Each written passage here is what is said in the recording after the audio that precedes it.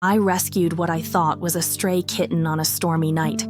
Now my cat devours whole chickens, and I'm fighting to keep her as authorities threaten to take her away. Rain hammered my windshield that stormy night, blurring the road ahead. I was driving home after a long shift when I spotted a tiny shape huddled by the curb. I nearly kept going, but something tugged at me. Maybe fate. Maybe my soft spot for strays. I pulled over, grabbed my umbrella, and stepped into the downpour. There, in a soggy cardboard box, was the tiniest kitten I'd ever seen. Her wet fur stuck to her shivering body, and her huge golden eyes gleamed in my flashlight's beam. A weak meow escaped her, and my heart broke. "Hey there, little one," I whispered, my voice barely carrying over the rain. I crouched down beside the box, careful not to spook her. The umbrella tilted, and a cold trickle ran down my neck, but I hardly noticed. She pressed herself deeper into the corner, her ears flat against her head, trembling harder now. "It's okay," I said, softer this time. "I'm not going to hurt you." I held still, letting her get used to me, the flashlight resting on my knee so its beam didn't blind her. Up close, she looked even worse, her fur clumped in wet tangles, her ribs faintly visible beneath her skin. But those eyes, those golden eyes, held a spark that refused to flicker out even in this mess. I reached out slowly, my fingers hovering just above the box's edge. She flinched, her body tensing, but I didn't pull back. "Come on, sweetheart," I murmured, keeping my tone light and steady. "You don't have to be scared." After a long, breathless moment, she stretched her neck forward, her nose twitching as she sniffed my hand. Her whiskers brushed my skin, delicate as spider silk. And then, hesitantly, she pushed her tiny head against my fingers. The contact was warm despite the chill soaking through her, and something inside me melted. That was it. One little nudge and I was done for. There was no way I could leave her here. Not now, not ever. Carefully, I slid my hands under her, lifting her from the wreckage of the box. She was heavier than I expected for something so small, her weight surprising me as I cradled her against my chest. Maybe she'd been eating well before ending up here, I thought, though that didn't explain the wildness in her markings. I fumbled with the umbrella, trying to keep it over us both as I stood, but the wind snatched it sideways, nearly yanking it from my grip. Rain pelted my face, stinging my cheeks, but I didn't care. All that mattered was getting her out of this storm. I hurried back to the car, my steps uneven on the slick pavement. The emergency towel I kept in the trunk was rough and faded, but it was dry, and that was enough. I wrapped her up, tucking the edges around her shivering form as I settled her against me. She squirmed a little, then stilled, her warmth seeping through the fabric into my hands. "There you go," I said, my voice shaky with relief. "You're safe now." I climbed into the driver's seat, shutting the door against the howling night, and set her gently on the passenger seat. The car felt like a sanctuary, its quiet hum a stark contrast to the chaos outside. I cranked the heat up high, the vents blasting warm air that fogged the windows within seconds. Under the dim glow of the dome light, I got my first real look at her. Her fur was still a mess, but those markings, tawny with darker spots, stood out even more now, like a leopard cub's coat shrunk down to kitten size. It wasn't a pattern I'd seen on any stray before, not around here anyway. Her eyes, though, were the real showstopper, bright and golden with a depth that made her seem older than she was. Even soaked and bedraggled, there was something regal about her, a quiet dignity that didn't match her pitiful state. I reached over, brushing a finger along her damp head. She didn't pull away this time, just watched me with those piercing eyes. "You're a tough little thing, aren't you?" I said, smiling despite the ache in my chest. She blinked slowly, almost like she understood, and I felt a swell of something fierce and protective rise up in me. She needed me, and maybe, Just maybe, I needed her too. The storm raged on outside, rattling the car, but inside it was just us, two lost souls finding each other in the dark. I think I'll call you Shadow, I decided, watching her small, dark shape curl tighter into the towel. The name slipped out naturally, as if it had been waiting for her all along. It fit, the way she blended into the shadows, the quiet mystery of her presence. "You can be my little shadow," I added, my voice softening. She shifted, tucking her paws under her chin, and let out a faint chirp that sounded almost like agreement. I laughed, a small shaky sound, and rested my hand beside her, letting her feel me there. The drive home was slow, the rain forcing me to crawl along at a snail's pace. Every few minutes I glanced over at her, checking that she was still breathing, still okay. She stayed quiet, her eyes half closed, the heat lulling her into a drowsy calm. My mind raced, already planning where I'd put her, what I'd feed her, how I'd keep her warm. I didn't have much, just a cramped apartment and a paycheck that barely stretched. But I'd make it work. For her, I'd figure it out. By the time we pulled into my parking spot, the rain had eased to a steady drizzle, the world outside hushed and dripping. I gathered Shadow up, towel and all, and held her close as I dashed for the door. My keys jangled too loud in the stillness, my hands clumsy with cold and nerves. Inside, the apartment smelled faintly of coffee and old books, a familiar comfort that settled my racing pulse. I kicked off my soggy shoes and carried her straight to the bathroom, already picturing the cozy corner I'd make for her. She was mine now, my little rescue, and I'd do whatever it took to give her the home she deserved. The bathroom door creaked as I nudged it open with my hip, my arms full of Shadow and her damp towel. The air inside was cool and faintly damp, carrying the sharp tang of tile cleaner I'd used a few days back. I flicked on the light, a harsh yellow glow spilling across the chipped sink and the faded blue rug I'd tossed down to cover the cold floor. It wasn't much, but it was quiet and contained, perfect for a scared little kitten's first night. I set Shadow down gently on the rug, watching her tiny form sink into the plush fibers, and turned to gather what she'd need. My apartment wasn't stocked for pets. I hadn't had one since I was a kid, but I'd make do with what I had. First, I grabbed an old shoebox from the closet, its edges scuffed from years of shuffling around. I lined it with a folded hand towel, soft and worn from too many washes, creating a makeshift bed that smelled faintly of lavender detergent. It wasn't fancy, but it'd keep her off the hard tiles. Next, I rummaged through the kitchen for a shallow dish and chipped saucer from a thrift store tea set, and filled it with water from the tap.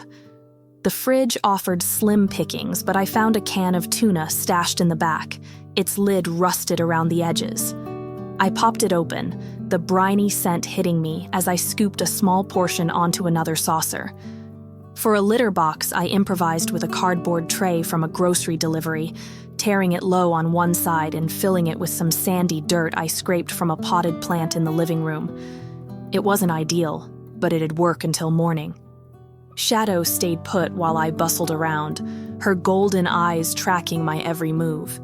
She looked so small against the expanse of the rug, her matted fur still clinging to her frame, though the car's heat had dried her enough to stop the shivering. I knelt beside her, setting the bed in one corner, the water and tuna nearby, and the litter box against the far wall. "There you go," I said, my voice soft but steady. "Your own little spot." She didn't budge at first, just stared, those huge eyes glinting like coins in the light. Then, slowly, she uncurled herself and took a tentative step forward, her paws silent on the rug. She sniffed the air, nose twitching, and padded toward the tuna. I held my breath as she nosed the food, then lapped at it with a tiny pink tongue. She ate cautiously, pausing every few bites to glance up at me, as if checking I wasn't going to snatch it away. "Good girl," I murmured, a smile tugging at my lips. When she finished, she moved to the water, dipping her head to drink, droplets clinging to her whiskers. Satisfied, she explored her corner, sniffing the bed, circling the litter box, before finally settling into the towel-lined shoebox. She kneaded the fabric with her paws, a faint purr rumbling out as she curled into a tight ball, her tail tucked over her nose. I sat back on my heels, a warm ache spreading through my chest. I'd saved her. She was safe, warm, and fed, all because I'd stopped on that rainy road. That first night's sleep was a distant dream. I dragged my blanket to the couch, too wired to climb into bed, my mind buzzing with Shadow's presence just a door away. Every couple of hours, I tiptoed to the bathroom, cracking the door just enough to peek inside. The room was dim, lit only by a sliver of streetlight sneaking through the tiny window, but I could see her, curled up in that box, her breathing slow and even. Each time, those golden eyes flicked open, catching the light, and she'd let out a little chirp, high and sweet, like she was saying hello. My heart melted every time, a gooey puddle of relief and love. "Hey, Shadow," I'd whisper back, keeping my voice low so I wouldn't startle her. "You're okay." She'd blink, slow and sleepy, then tuck her head back down, and I'd retreat to the couch, grinning like a fool. By morning, the storm had faded to a drizzle, leaving the world outside gray and glistening. I shuffled to the bathroom, coffee mug in hand, and found Shadow awake, perched on the edge of her box. She stretched, her tiny body arching, then hopped down and trotted toward me. Her paws pattered softly on the tiles, and when she reached my feet, she bumped her head against my ankle, a quiet claim on me. I laughed, setting my mug on the sink and scooped her up. She was lighter now, drier, her fur fluffing out in uneven tufts. "Guess you're sticking with me, huh?" I said, holding her close. She purred, loud and insistent, vibrating against my chest, and I knew right then she'd picked me as much as I'd picked her. From that moment, Shadow took over my home and my life with the confidence of a queen claiming her castle. She followed me everywhere, a dark little shadow trailing my steps, proving her name fit like a glove. I'd shuffle to the kitchen for breakfast, and she'd be there, weaving between my legs, her tail flicking like a metronome. When I flopped onto the couch, she'd leap up beside me, kneading my lap before settling in, her purrs so loud they drowned out the TV. She was gentle but playful, batting at stray socks or chasing dust motes in the sunlight, her golden eyes bright with curiosity. Every room she entered, she inspected, sniffing corners, pawing at curtains, staking her claim on my world. Her personality bloomed fast. She'd nudge my hand when she wanted scratches, her head tilting just so, and I'd oblige, running my fingers through her fur until she flopped over in bliss. She loved pouncing on anything that moved, my shoelaces, a pen rolling off the table, her movements quick and precise, like a hunter in miniature. But she was soft too, curling up beside me at night, her warmth a comfort I hadn't known I'd needed. I'd never had a pet so in tune with me like she could read my moods and match them. When I'd sigh after a long day, she'd climb into my lap, pressing her head under my chin as if to say, "I've got you." I'd stroke her back, feeling that connection deepen, and wonder how I'd ever lived without her. That weekend, I took her shopping, determined to give her the best. The pet store was a maze of aisles, bright with toys and treats, the air humming with the chatter of other customers. I pushed a cart, Shadow tucked in a towel-lined basket I'd rigged up, her eyes wide as she took it all in. I loaded up, a plush bed with a fuzzy rim, though I suspected she'd still steal my pillow, a bag of jingly toys, a sack of the priciest kitten food I could afford, and a tiny collar black with a silver bell that tinkled when I shook it. The employees swarmed us, cooing over her unusual looks. "What a beauty," one said, peering at her tawny fur and dark spots. "She's got some exotic mix in her, that's for sure." Another scratched her chin, grinning. She'll grow into a stunner. I beamed, proud as if I'd created her myself, and handed over my paycheck without a second thought. Back home, we fell into a rhythm that felt like it had always been there. Mornings started with cuddles. She'd climb onto my chest as I blinked awake, her purrs vibrating through me like a wake-up call. After work, we'd play, her chasing a feather wand across the living room, her leaps growing bolder each day. Evenings were for the laser pointer. She'd dart after that red dot until she sprawled out, panting, her eyes gleaming with triumph. I'd sit there, watching her, and feel a joy so pure it almost hurt. I'd never bonded with a pet like this, never felt so understood. She was more than a kitten. She was my partner, my little shadow, filling a space in my life I hadn't known was empty. Every night, as I lay on the couch with her curled beside me, I'd whisper thanks to whatever twist of fate had led me to that soggy box.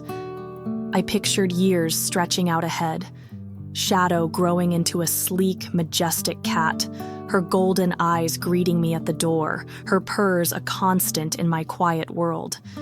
She'd saved me as much as I'd saved her, giving me purpose, a reason to smile after long shifts.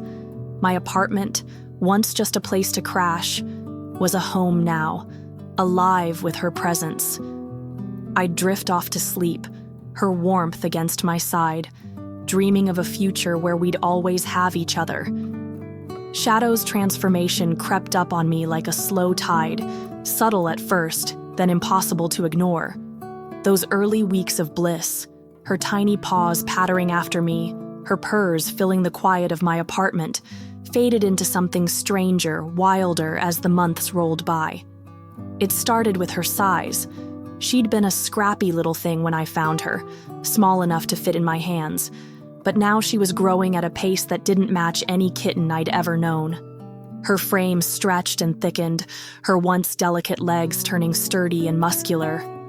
Her paws, which I'd thought were adorably oversized, now dwarfed my palms, their pads roughening into something more rugged than a house cat's should be. I'd catch myself staring at her, sprawled across the couch, and wonder how she'd gotten so big so fast. Her fur changed too. The matted mess I'd pulled from that rainy box had fluffed out into a sleek coat, tawny with those dark spots that seemed less quirky and more deliberate with every passing day.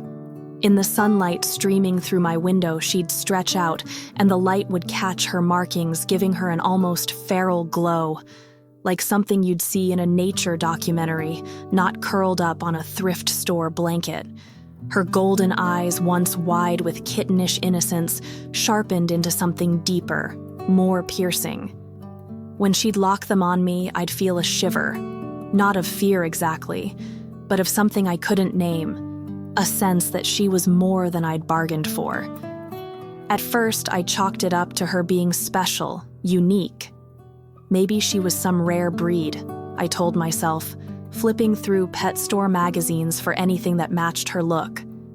But then her behavior shifted and the doubts I'd buried started clawing their way up. It began with the furniture. Shadow had always scratched.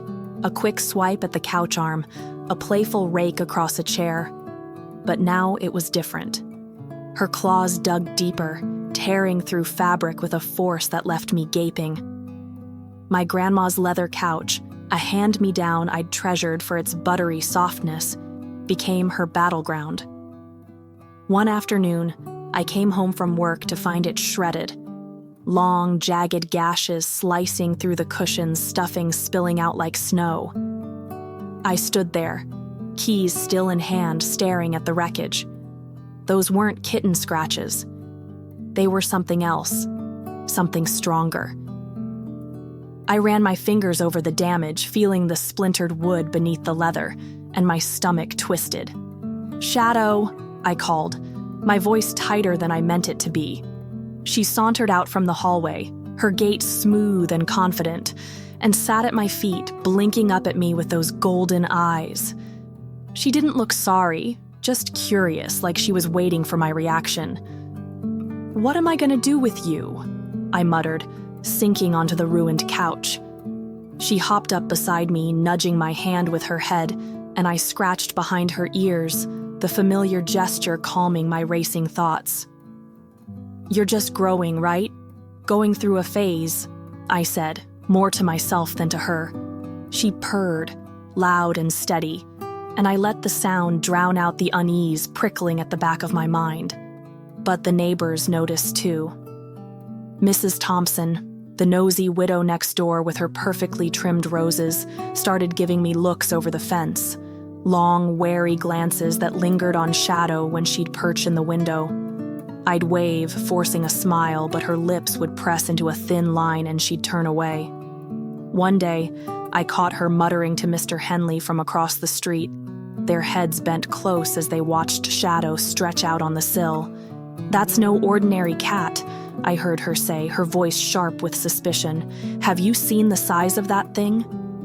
Mr. Henley nodded, his brow furrowed, and I felt my cheeks burn. I ducked back inside, shutting the curtains, but their words stuck with me, heavy as wet clay. I told myself they were overreacting, small-town busybodies with nothing better to do. But deep down, those seeds of doubt took root, sprouting questions I didn't want to face. Shadow's appetite only fed those doubts.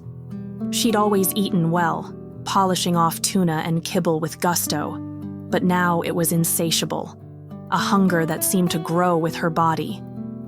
She started turning her nose up at the fancy kitten food I'd splurged on, her golden eyes narrowing as if insulted by the little pellets.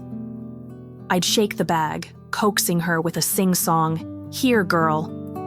But she'd stalk away, tail flicking, until I tried something else. One night, desperate to keep her happy, I thawed a chicken breast from the freezer, figuring she'd nibble at it. She didn't nibble. She devoured it, tearing into the raw meat with a ferocity that made my skin prickle. Her teeth flashed sharp and quick, and within minutes the plate was clean, not a scrap left. That was just the start. My grocery trips doubled, then tripled, as I hauled home whole chickens, plump pink birds I'd never cooked for myself. The cashier at the market raised an eyebrow one day, scanning my cart piled with poultry. "Big dinner party?" she asked, her tone teasing. I forced a laugh, mumbling something about a new recipe, but inside, I was reeling. Back home, I'd set a chicken on the counter, and Shadow would be there in an instant, her muscles tensing as she watched me with that wild glint in her eyes. I'd step back, letting her have it, and she'd rip into it, bones crunching, feathers of steam rising as she worked through the carcass with frightening efficiency. I'd stand there, arms crossed, watching her lick her chops, and feel a mix of awe and unease. This wasn't the kitten who'd lapped at tuna in my bathroom. This was something bigger, something hungrier. The breaking point came on a quiet Sunday evening, the kind where the world feels soft and slow. I'd roasted a chicken for myself, my first real meal in weeks that wasn't microwaved or takeout. The kitchen smelled warm and rich, herbs and butter mingling in the air as I pulled the golden bird from the oven. I set it on the counter to cool, the juices pooling beneath it, and stepped away to answer a phone call from my mom. Her voice crackled through the line, asking about work, and I leaned against the wall, distracted. Then came the crash. A heavy thud followed by the clatter of a pan hitting the floor. I dropped the phone mid-sentence and raced back to the kitchen, my heart pounding. There she was, Shadow perched on the counter like a king on a throne, her massive frame hunched over the remains of my dinner. The chicken was gone, vanished in the few minutes I'd been away. Nothing left but a smear of grease and a few scattered bones. She turned her head, those yellow eyes meeting mine, and licked her lips with a slow, deliberate swipe of her tongue. There was a flicker of something in her gaze, almost an apology, but not quite. Beneath it lurked that untamed spark I'd been pretending not to see, a wildness that made my breath catch. I stood frozen, my hands trembling at my sides, as the truth pressed in around me. The cute kitten I'd rescued, the one I'd cradled and cooed over, was gone. In her place was something else entirely. A creature that set my pulse racing when she growled too deep, moved too fast, or stared too long. I sank into a chair, my legs shaky, and Shadow hopped down, padding over to me. She rubbed against my shin, her purr rumbling low, and I reached down automatically, stroking her head. Her fur was warm, familiar, but my fingers hesitated over the taut muscles beneath. "What are you?" I whispered, half expecting an answer. She just tilted her head, blinking up at me, and I forced a smile, pushing the fear back down. But it wouldn't stay buried. The room felt smaller, the air thicker, as if the walls themselves were whispering what I didn't want to hear. My sweet Shadow, my little rescue, was changing, had already changed, and I couldn't pretend otherwise anymore. The whispers from the neighbors grew louder, a constant hum that followed me like a shadow of my own. It started subtly. Mrs. Thompson's sidelong glances over her rose bushes, Mr. Henley's furrowed brow as he shuffled past my yard, but soon it was impossible to miss. I'd catch fragments of their hushed conversations when I stepped outside to check the mail or water the scraggly patch of grass I called a lawn.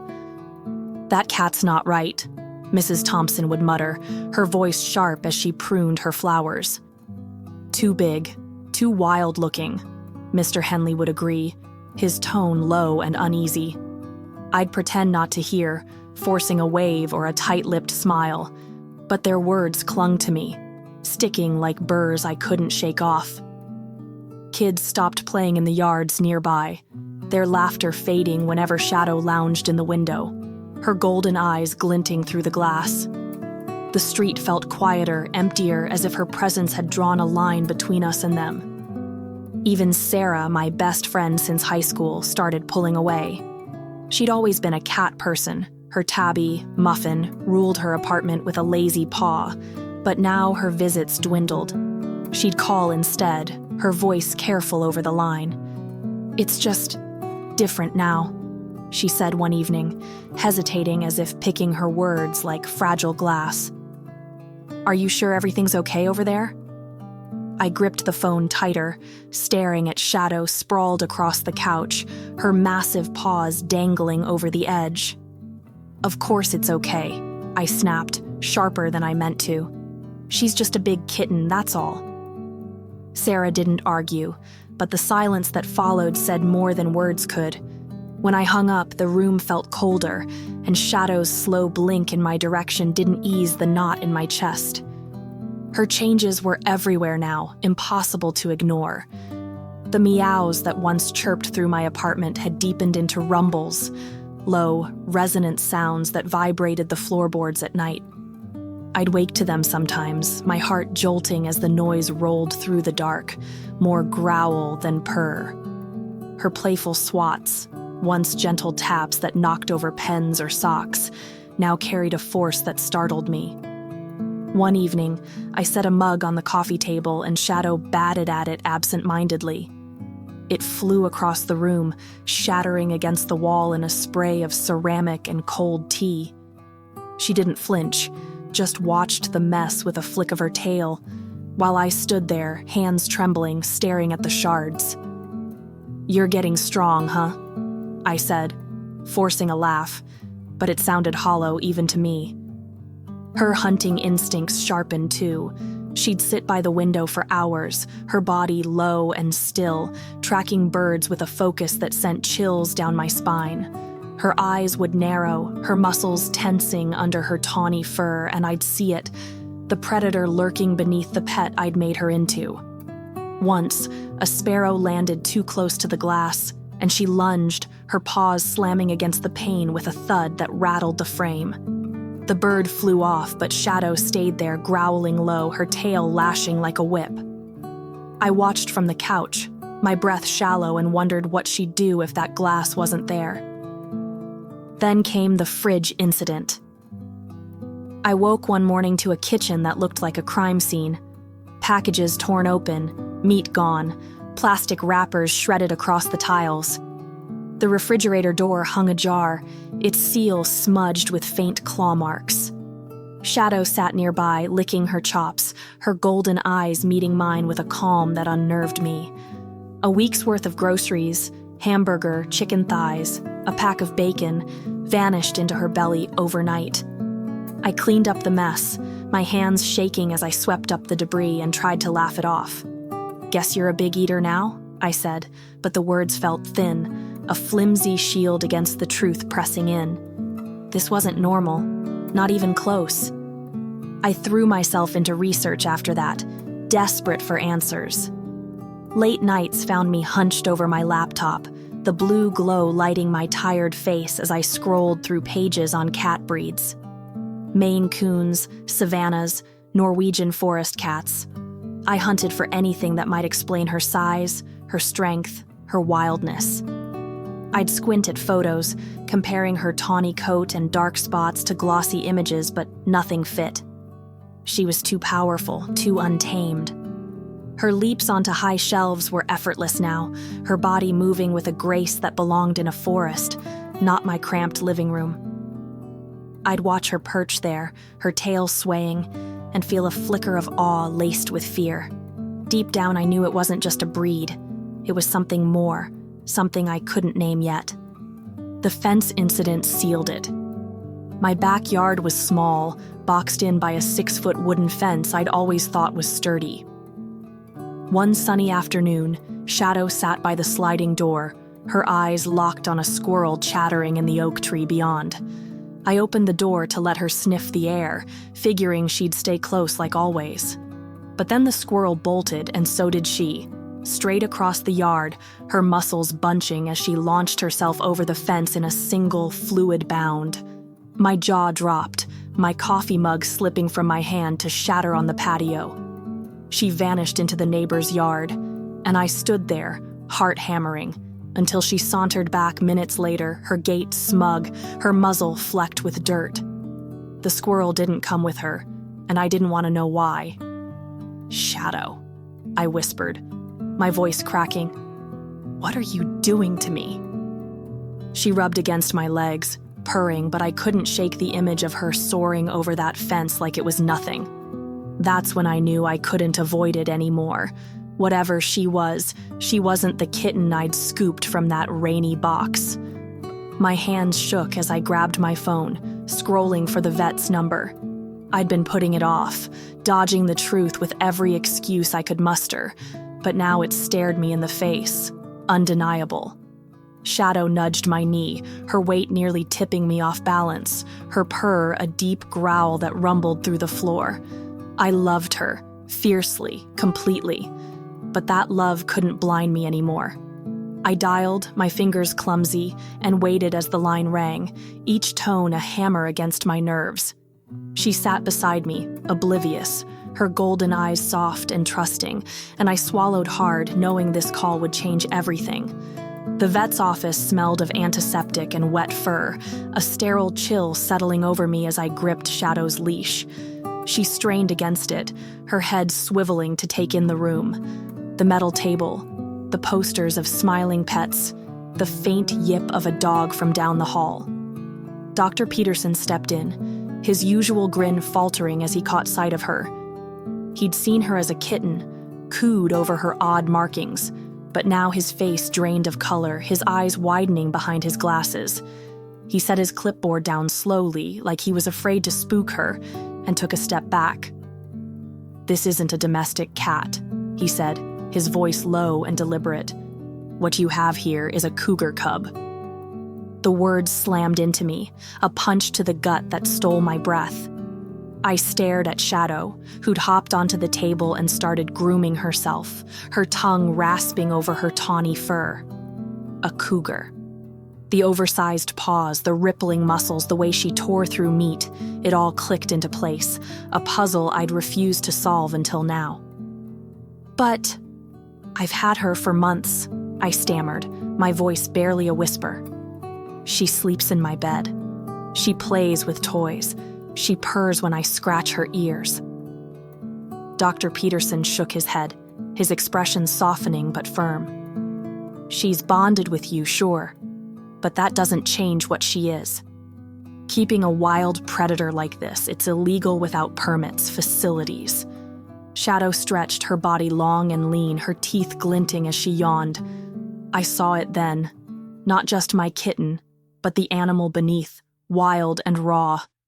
My heart split, torn between love and dread. "What happens now?" I asked, my voice trembling. "I have to report it," he said, gentler now. "She'll go to a sanctuary, somewhere equipped for her." Tears burned my eyes, hot and fast. "She doesn't know the wild. She eats cat food, watches TV with me." He turned to his computer, fingers tapping out what I knew was the end of us, and I sank into a chair, Shadow nuzzling my arm like always. I buried my face in her fur, breathing her in, and wondered how I'd let myself miss the truth for so long. The night after the vet's bombshell stretched endlessly, a heavy blanket of darkness pressing down on me as I sat on the couch, Shadow's massive form curled beside me. The living room was dim, lit only by the flickering glow of the TV playing some late-night rerun I wasn't watching. Her head rested on my lap, her breath warm against my leg, and I ran my fingers through her thick fur, tracing the dark spots that now seemed so obviously wild. She purred, a deep, rumbling sound that vibrated through my bones. But it couldn't soothe the storm churning inside me. Dr. Peterson's words echoed in my head, sharp and unrelenting. A cougar cub. Illegal. Sanctuary. Every time I closed my eyes, I saw her being taken away, her golden gaze fading into a stranger's care, and my chest tightened until I could barely breathe. I'd barely slept, my mind racing with what-ifs and desperate plans. Shadow played with her feather toy earlier, batting it across the hardwood floor with the same goofy energy she'd had as a kitten, and I'd watched, memorizing every move. Her paws swiped with a power that dented the wood. Her leaps carried a grace that didn't belong in my cramped apartment. But she'd flopped beside me after, panting and content, like nothing had changed. Except everything had. I could see it now. The raw strength in her muscles, the predatory glint in her eyes when she tracked the toy. She was still my shadow, but she was something else too. Something I couldn't keep pretending away. "I'm sorry," I whispered, my voice cracking as I stroked her head. "I just wanted you safe." She pressed closer, oblivious, and I swallowed the lump in my throat, vowing to fight for her no matter what. Morning brought the first notice. A stiff, official letter slipped into my mailbox, its stark black print warning me of legal violations and wildlife regulations. I read it standing in the kitchen, coffee forgotten on the counter, my hands trembling as the words blurred together. "Immediate action required," it demanded, citing Shadow's presence as a danger to the community. I crumpled it in my fist, anger flaring hot and fast, but more notices followed, daily, relentless, piling up like accusations on my table. The neighbors' whispers turned to complaints, their voices sharp over the phone to animal control. Mrs. Thompson called twice, claiming Shadow's nighttime rumbles kept her awake, and Mr. Henley reported seeing her leap the fence again, his tone edged with fear. Each call tightened the noose around us, and I felt the walls of my little world closing in. I couldn't let her go, not without a fight. The backyard became my battlefield. I poured every dime I had into building an enclosure, 12-foot chain-link fences hauled in by a rattling delivery truck, their metal clanging as I wrestled them into place. I worked through sweat and blisters, hammering stakes into the earth, reinforcing corners with steel bars until my hands ached. The structure took over the yard, swallowing the patchy grass and the old picnic table I'd never used. I added a roof, sheets of corrugated metal bolted tight to shield her from rain and prying eyes, and lined the ground with straw I bought from a farm outside town. It cost a small fortune, more than I'd ever spent on anything, but I'd have paid 10 times that to keep her close. When it was done, I stood back, panting, and stared at the hulking cage. It wasn't a home. It was a compromise. But it was something. Shadow adapted fast. I moved her out there, her leash taut as she sniffed the straw, her golden eyes scanning the towering fences. She paced at first, her movements fluid and restless, testing the boundaries with a nudge of her shoulder or a swipe of her paw. I'd sit on a folding chair just outside, watching her through the links, my breath fogging in the cool air. Those eyes, once so trusting, now held a weight I couldn't read. Longing, maybe, or a restlessness that tugged at her blood. Sometimes she'd press her face against the fence, her nose poking through, and I'd reach in to scratch behind her ears, feeling the familiar softness of her fur. "You're still my girl," I'd say, my voice soft, and she'd chuff, a low, rumbling sound that echoed her kitten days. But the wildness was there too, in the way she'd pull back and stalk the perimeter, her tail swaying like a metronome. The officials didn't let up. They came in waves, wildlife officers in stiff uniforms, their boots crunching the gravel as they inspected the enclosure. They brought clipboards and stern faces, rattling off stats about cougar attacks, how many pounds of force their jaws could muster, how far they could leap. They showed me grainy photos of mauled livestock, their edges creased from being passed around, and lectured me on the legal consequences of keeping her. "She's a liability," one said, his voice flat as he scribbled notes. "You can't control a predator like that." I'd argue back, my throat tight with emotion. "She's never known the wild. I found her as a baby. She wouldn't survive out there." They'd nod, polite but unmoved, and leave me with more forms to fill, more meetings to dread. I fought anyway. I spent hours in the library, hunched over books and flickering computer screens, researching permits, sanctuaries, anything that might let me keep her. I pleaded my case at town hall meetings, standing in front of rows of skeptical faces, my voice shaking as I told them how gentle she was, how she'd never hurt a soul. "She's family," I'd say, tears burning my eyes, but their murmurs drowned me out. Safety concerns, zoning laws, words that felt like walls I couldn't climb. Shadow's enclosure held, but her strength grew. One afternoon, she bent the feeding door's thick bars, the metal groaning under her weight as she nosed at her chicken. I found it twisted like tinfoil and my stomach dropped. That night, her calls, deep, resonant roars, rolled through the neighborhood, drawing complaints from blocks away. I'd lie awake, listening, my heart pounding with every sound. Then came the dog incident. Shadow was at the fence, basking in a rare patch of sun, when the neighbor's terrier yapped its way too close. Her head snapped up, her body going still, and I saw it. The predatory focus in her eyes, sharp and unblinking. She didn't growl, didn't move, just stared, her muscles coiled like a spring. The dog's owner yanked it back, shouting something I didn't catch, but the chill that ran through me lingered. I'd never seen her look like that, not at me, not at anything. It was a glimpse of what she could be, what she was, and it shook me to my core. The officials seized on it, their visits turning daily, their tone hardening. "She's a danger," they said, pointing to the bent bars, the complaints. "You've got 2 weeks to surrender her, or we'll take her by force." The thought of them sedating her, dragging her away while I watched made me sick. I couldn't let it happen.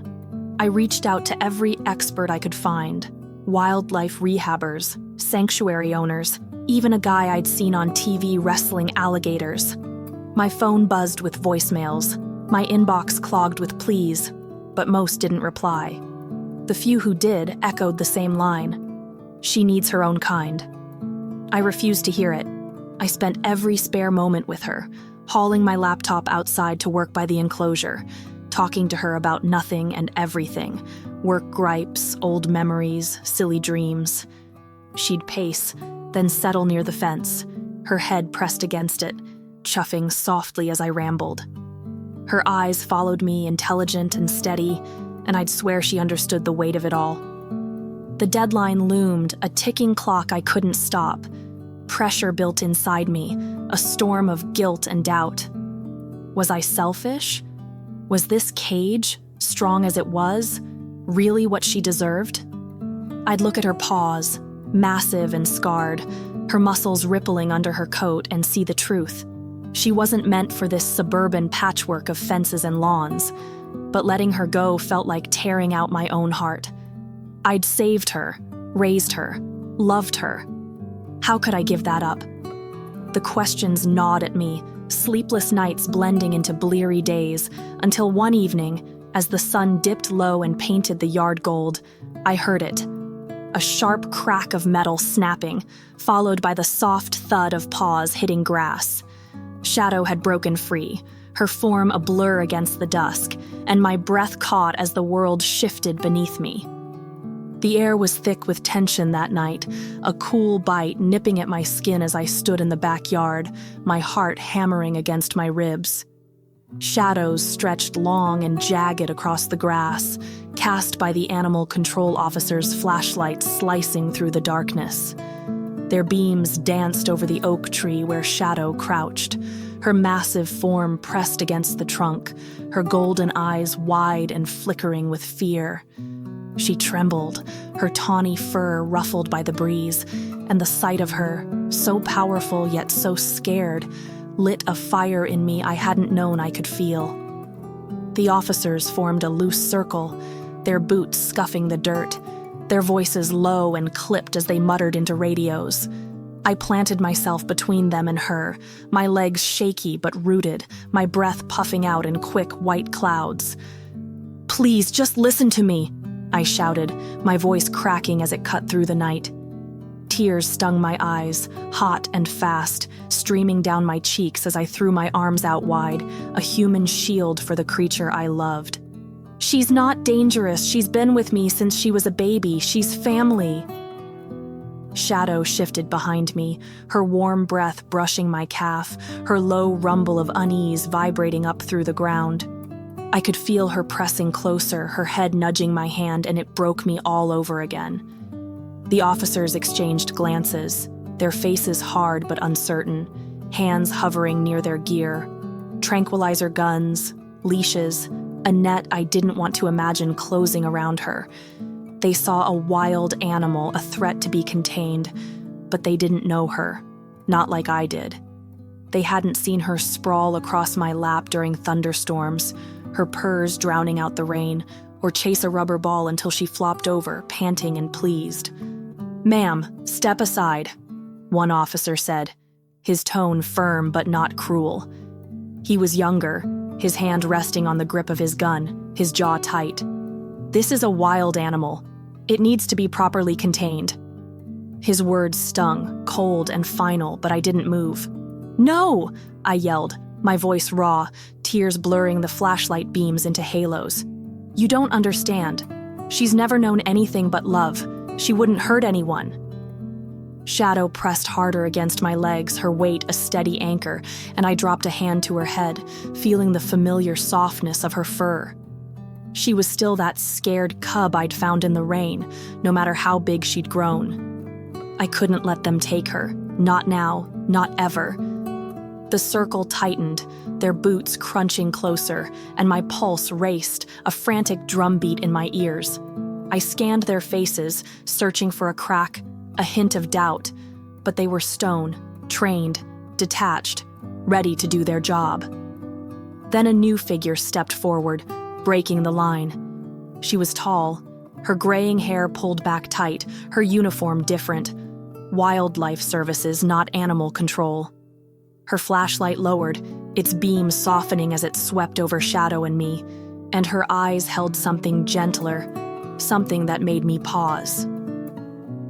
"I've been watching this unfold for weeks," she said, her voice steady but warm, cutting through the chaos like a lifeline. "Your dedication to this animal, it's remarkable.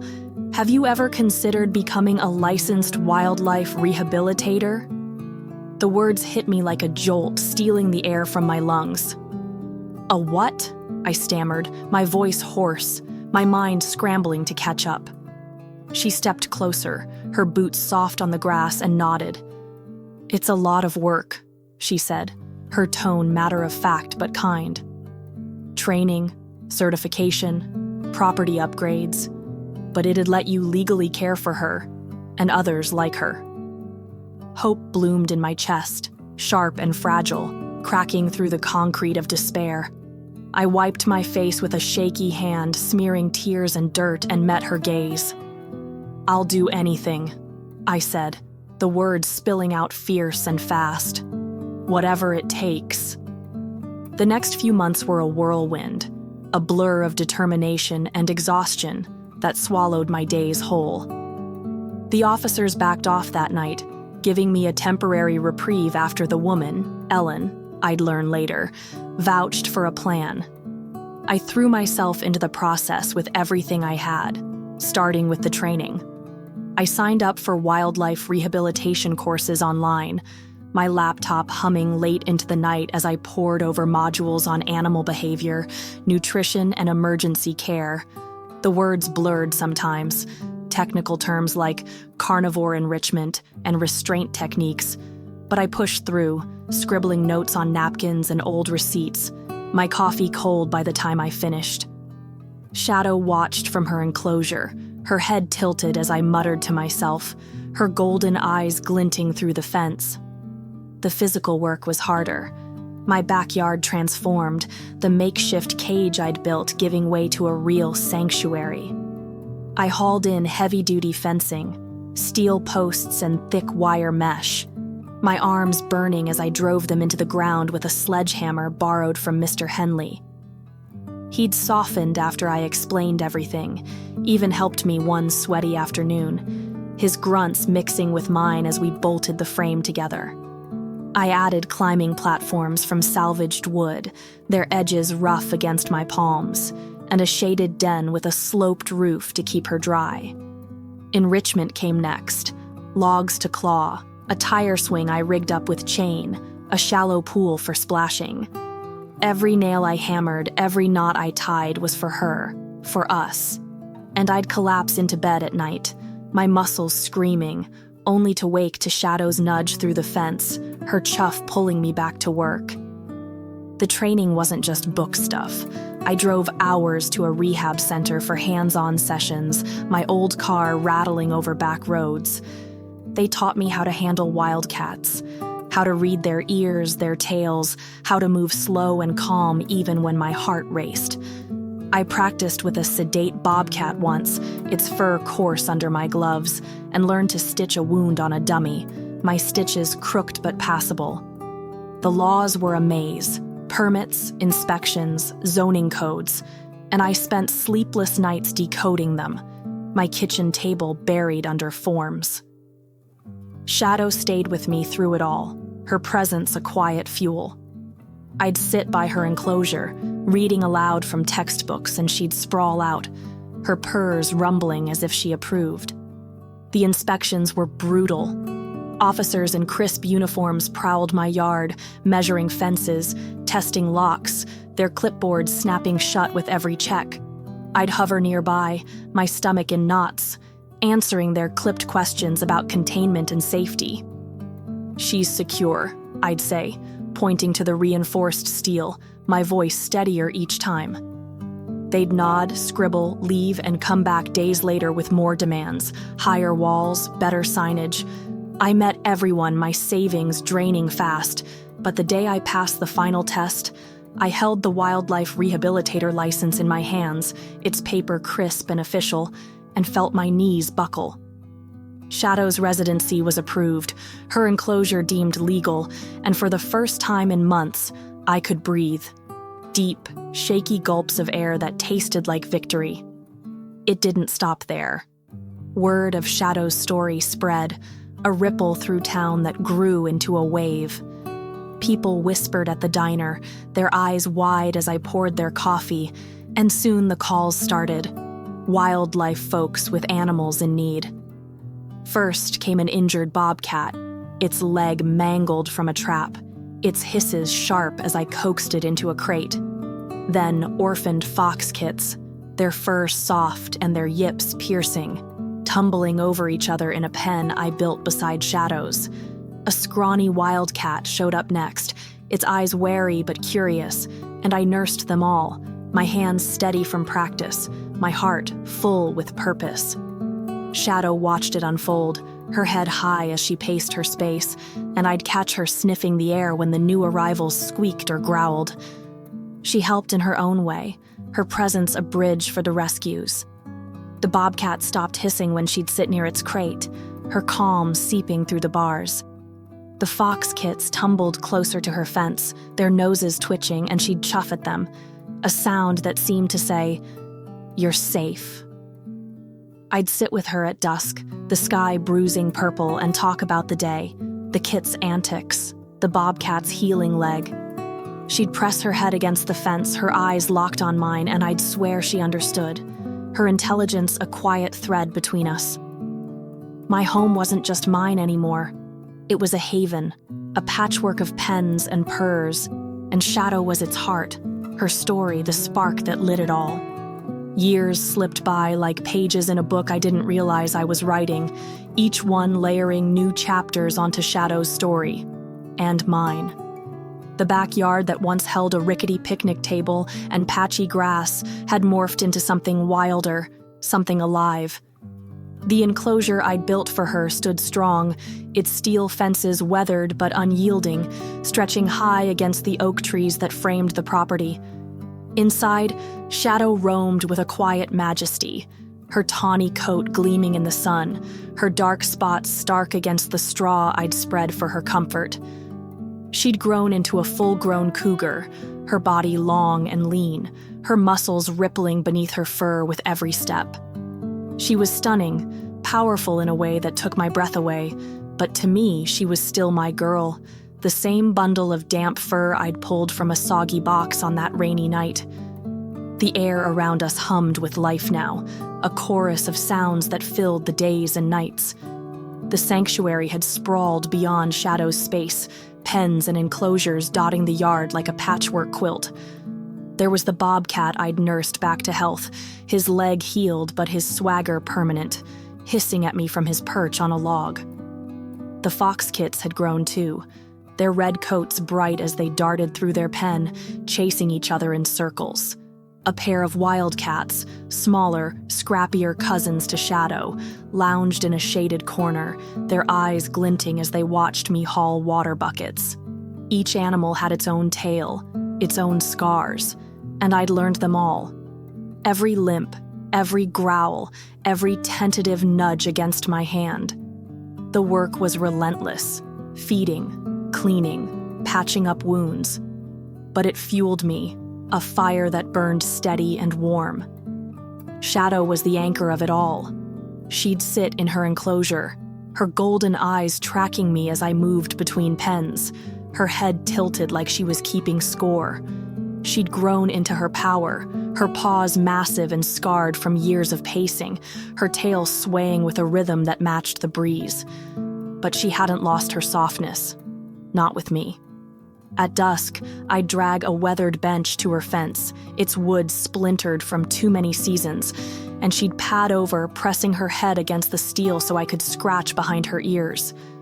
Her purrs rumbled deep, shaking the ground beneath me, and I'd feel them in my bones, a vibration that stitched us together. "Hey girl," I'd say, my voice low, and she'd chuff back, a sound that hadn't changed since her kitten days. Those moments were ours, a quiet thread tying us to the past amid the chaos of the present. The sanctuary wasn't just a home, it was a mission, one that grew beyond my wildest dreams. Word of Shadow's rescue had spread like wildfire after I got my license, first through town, then farther, carried by whispers and news snippets. People started showing up, locals with wide eyes, kids clutching their parents' hands, even a reporter once, her camera clicking as I told our story. I'd stand by Shadow's fence, her massive form pacing behind me, and talk about that stormy night, the vet's bombshell, the fight to keep her. "She's why we're here," I'd say, gesturing to the pens, the animals peering out. She showed me what's possible. They'd nod, some teary, some awestruck, and I'd feel a swell of pride, not just for her, but for us, for what we'd built. Education became part of it too. I'd never been a teacher, never stood in front of a crowd without my knees knocking, but Shadow changed that. We started programs, small at first, just a handful of kids on weekends, their sneakers scuffing the dirt as I showed them the animals. I'd point to the bobcat, explaining how traps hurt more than they helped, or let them toss a ball for the foxes, their giggles ringing out as the kits pounced. Shadow was the star, though. I'd bring them to her fence, her golden eyes steady as she watched, and tell them about cougars, how they roamed wild, how they needed space, how we'd nearly lost her to rules and fear. She's not a pet, I'd say, my voice firm but warm. She's a teacher. They'd listen, rapt, and I'd see it click. The wild wasn't just something to fear, it was something to protect. Shadow helped with the rescues, too, in ways I hadn't expected. New animals came often, limping, scared, their trust shattered, and she'd ease them in. The bobcat stopped hissing when she'd sit near his crate, her calm a balm to his nerves. The wildcats learned to eat from my hand after watching her take chicken through the fence, her patience showing them I wasn't a threat. She'd chuff at the fox kits, her head low, and they'd tumble closer, their wariness fading. I'd watch from my bench, marveling at her, how she bridged the gap between me and them, her wildness a language they understood. "You're my partner," I'd tell her, my fingers brushing the steel between us, and she'd blink slow like she agreed. The sign at the driveway said it all. Shadow's Wildcat Rescue, Sanctuary and Education Center. I'd painted it myself, the letters wobbly but bold, nailed to a post Mr. Henley helped me sink into the ground. It was more than a name, it was a promise, a testament to what love and grit could do. The yard buzzed with purpose now, a living thing shaped by every claw mark, every call echoing through the trees. I'd walk the paths I'd worn between pens, my boots crunching gravel, and feel the weight of it. Every life saved, every story changed. The locals didn't whisper anymore. They donated. Bags of straw, old tires for enrichment, even cash slipped into my mailbox with scribbled notes of thanks. Mrs. Thompson brought roses once, her smile shy, and I'd planted them by the gate, their pink blooms softening the steel. Nights were my favorite. I'd sit on that bench under a sky pricked with stars, the air cool and sharp with the scent of pine and straw. Shadow would settle beside me, her massive head resting in my lap through the fence, her warmth seeping into me. I'd run my fingers through her fur, thick and coarse now, feeling the scars of her growth beneath. "We did it, girl," I'd whisper, my voice catching as her eyes met mine, that same trust shining through from years ago. The sanctuary sang around us, the soft hoots of an owl, the rustle of leaves, the distant yips of the foxes. Each sound was a thread in the tapestry we'd woven, a life touched by the chance I'd taken that rainy night. I wasn't just Shadow's mom anymore. I was a guardian, a voice for the wild things that crossed my path. The work was hard, my hands calloused from hauling feed, my back stiff from bending over crates, but it was worth it. I'd learned their ways, how to read a flick of an ear, a tense of a tail, how to stitch a wound or coax a scared cub to eat. My apartment, once a quiet crash pad, was a hub now, its walls lined with books on wildlife, its fridge stocked with meat for the rescues. I'd traded late shifts at the diner for early mornings here, my paycheck stretched thin but my heart full. Shadow had pulled me into this world, and I'd followed, step by stubborn step. The stars above glittered, a vast map I'd never tire of reading, and Shadow's purrs rolled through me, steady as a heartbeat. She'd grown into her wildness, her body a testament to the cougar she was always meant to be, but she'd kept her bond with me, a tether that held through every fight, every change. The sanctuary was our legacy, hers and mine, a place where second chances bloomed like those roses by the gate. I'd look at her golden eyes glinting in the dark, and feel it deep. We'd found our purpose together, carved it out of rain and steel and love that refused to let go. The night stretched on, alive with the sounds of our wild family, and I knew, bone deep, that it all started with her, that tiny cub in a box who turned my world upside down. Thank you for watching. If you liked the story, feel free to comment, like, and subscribe. I'll see you in the next video.